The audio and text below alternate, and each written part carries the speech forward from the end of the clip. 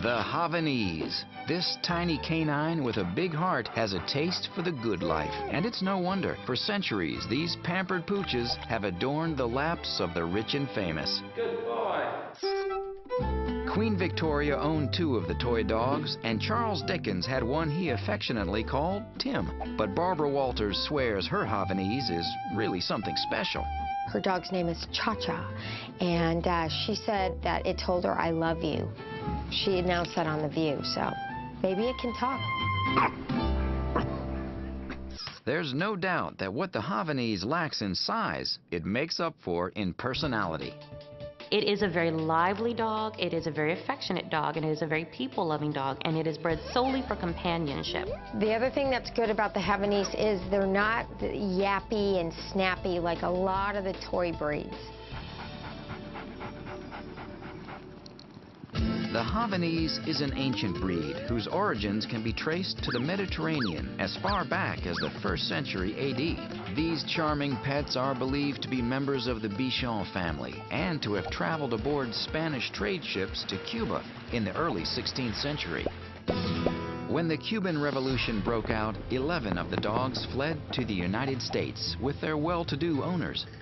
That means all the Havanese in the U.S. today can be traced to 11 Havanese immigrants. While they're still considered rare, their popularity is growing. The Havanese is definitely in the top 5 breeds of dogs in New York City right now. In Cuba, the Havanese is the national dog and the country's only native breed, hence the name Havanese. Personable, as well as pretty, Havanese come in a rainbow of colors. Everything from black to white to chocolate to silver and any combination in between. But their most unique physical characteristic is their beautiful silky coat. Described as raw silk floss, the Havanese coat is wavy, soft, and bountiful, insulating the dog from the harsh tropical rays of its native land. It's a dog that should look like, it should look messy, it should look moppy. That's their characteristic. But some Havanese owners prefer to keep their dogs in shorter coats, necessitating even more trips to the groomer.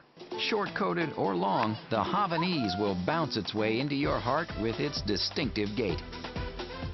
The spring in the Havanese step is a result of having slightly shorter front legs than rear legs.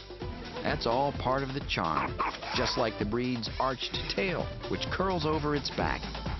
Havanese are best suited to indoor living. These are perfect city and apartment dogs. They need a moderate amount of daily exercise, but can adapt to most environments. If you want to have it in the country and take it for long walks in the woods, keep in mind that that coat is ideal for picking up debris, which means when you get home you need to thoroughly brush them out. You can say that again. If you own a Havanese, you better become good friends with a brush and use it several times each week.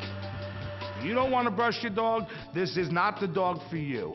As for their health, the breed is prone to developing cataracts. They may suffer from progressive retinal atrophy, a genetic condition that can cause blindness. But training them shouldn't be too tough as long as you provide them with lots of positive reinforcement. What's nice about the Havanese is they can be house trained, which is huge for a toy breed of dog. That means no surprises inside the house. They blend into family life well, but younger children may require supervision. The long and the short of it is that the Havanese is an ideal apartment dog. They may suffer from some eye problems like cataracts. They require frequent grooming. They're trainable, but prefer a gentle hand. And as long as small children are supervised, their mild manner makes them a good family dog.